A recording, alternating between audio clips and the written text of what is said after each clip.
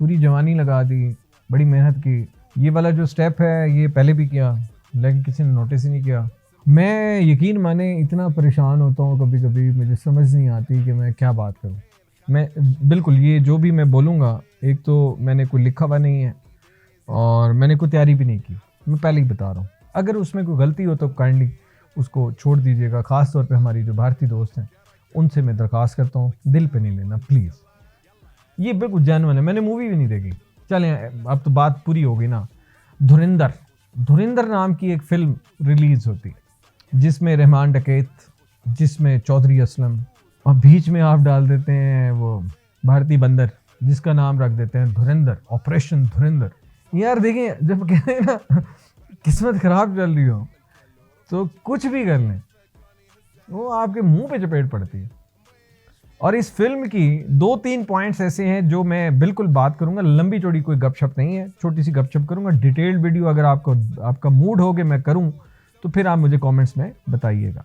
Number one जनाब, film में भारत की जो लॉबी थी वो ये काम कर रही थी कि धुरिंदर को स्टार बनाया जाए। और धुरिंदर उसमें वो बंदर, अब बंदर मेरे मुंह से बार बार निकल रहा है, धुरिंदर बंदर नहीं, वो जो भी आर्टिस्ट है वो तो मुझे वैसे उसकी मैंने एक फिल्म भी जिंदगी में नहीं देखी पूरी। एक तो ये बताएं ये हाफ स्लीव शलवार कमीज का आइडिया कहाँ से आया जनाब? और ये पाकिस्तानी फिल्मों में हजूर, आदाब, किस दुनिया में रहते हो? अब मुझसे भी गलती हो गई है कि मैं वो शलवार कमीज, वो फजल साहब बैठे हैं उनके पास सुरमा होता है, वो मैं सुरमा नहीं ले सका, बल्कि बड़े अच्छे कपड़े पहने में इन्होंने, वेस्ट कोट भी है। मुझे असूली तौर पे उन कपड़ों में, उस गेटअप में ये वाला वीडियो बनाना चाहिए।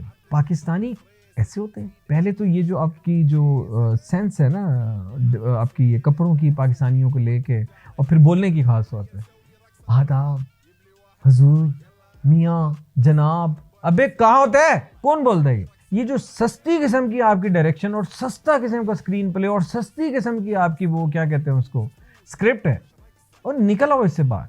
वो सनी देओल की वो तस्वीर देख लेना, वो जो एक एलओसी के ऊपर पाकिस्तानी उसके सामने सिपाही के सामने या पाकिस्तानी सपूत के सामने वो जब असली एक आया ना आगे बहादुर आदमी, तो वो बेचारा जिस शर्म से अपनी आंखें टमटमा रहा था, वो जिसकी अभी उसकी भी सुना है, वो गदर 2 पता नहीं केड़ी फिल्म उसकी भी आ रही है, वो निकलो इस गन से बाहर।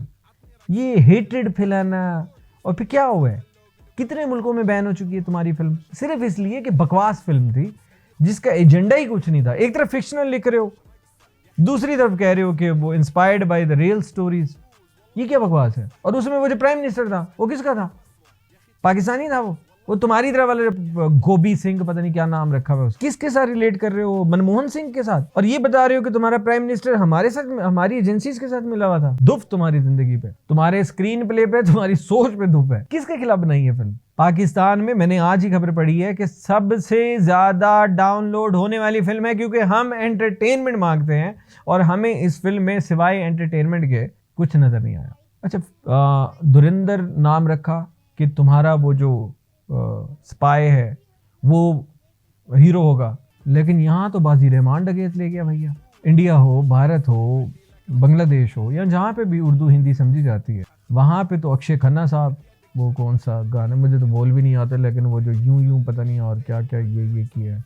तो कहाँ गया आपका वो क्या कहते हैं बयानिया? चले थे धुरिंदर हिट कराने, वहाँ रहमान डकैत ऑस्कर की बातें हो रही हैं। बेचारा सारी जिंदगी हीरो आता रहा, किसी को याद भी नहीं रहा। एक फिल्म में तुमने सोचा कि उससे रहमान डकैत की सूरत में एक ऐसा पाकिस्तान के खिलाफ इमेज पोर्ट्रे कराया जाए कि पता नहीं क्या हो जाएगा, और उस फिल्म से बाउंस बैक ये हुआ कि तुम्हारा धुरिंदर बंदर बन गया और वहाँ रहमान डकैत। मैं उसको सपोर्ट नहीं कर रहा, मैं सिर्फ ये कह रहा हूँ कि तुम लोगों को मुंह की खानी पड़ती है। तुम लोग जिस मकसद के लिए मूवी बनाते हो वो मूवी भी तुम्हारे मुंह पे वापस आती है। फिर मुझे गोभी सिंह का जितने भारतीय दोस्त हैं वो मुझे जरूर बताइएगा कमेंट बॉक्स में, गुस्से हुए बगैर, कि ये जो गोभी सिंह का कैरेक्टर इस मूवी में दिखाया गया है ये किसको दिखाना चाह रहे थे? क्या मनमोहन सिंह के बारे में कह रहे थे कि उनको, उनका धुरिंदर अपने रॉ एजेंट को, रॉ चीफ को या जो भी था उसको मालूमात भेजता है वो अटैक्स की, और बाद में वो प्राइम मिनिस्टर को बताता है, लेकिन अटैक हो जाता है। वो फिर फ़ोन करता है कि ये कैसे हो गया? उसने कहा जी हमारे कुछ नेता भी मिले हुए हैं। यानी कि वो फिल्म में जो गोभी सिंह है, जिसको हम एज्यूम कर रहे हैं कि आप मनमोहन सिंह दिखाना चाह रहे हैं, तो इसका मतलब है आप कहना चाह रहे हैं कि भारतीय जो प्रधानमंत्री हैं वो भी जो है वो गद्दार है। ये किसके खिलाफ मूवी बनाई है, मुझे जरा समझाओ तो सही। ये कांग्रेस के खिलाफ बनाई है, पाकिस्तान के खिलाफ बनाई है?